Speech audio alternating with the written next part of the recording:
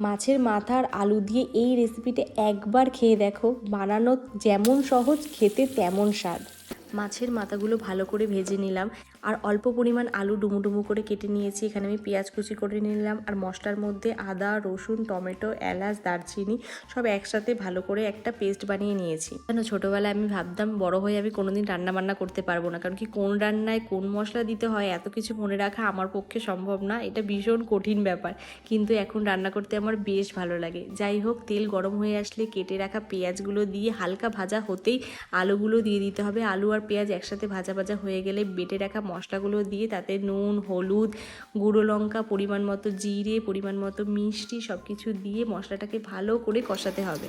মশলাটা ভালোভাবে কষে গেলে ভেজে রাখা মাছের মাথাগুলো দিয়ে খুন্তি দিয়ে হালকা হালকা করে মাছের মাথাগুলো ভেঙে সব কিছু একসাথে মাখিয়ে পরিমাণ মতো জল দিয়ে দেব। জলের পরিমাণটা কম দেবো, কারণ কি তরকারিটা শুকনো শুকনো বেশি ভালো লাগবে। যারা মাছের মাথা কাটা খেতে ভালোবাসো তারা এই সহজ পদ্ধতিতে একবার বানিয়ে দেখো। আমার তো বেশ লাগে, আমি মাছের মাথা কাটা খেতে ভীষণ ভালোবাসি।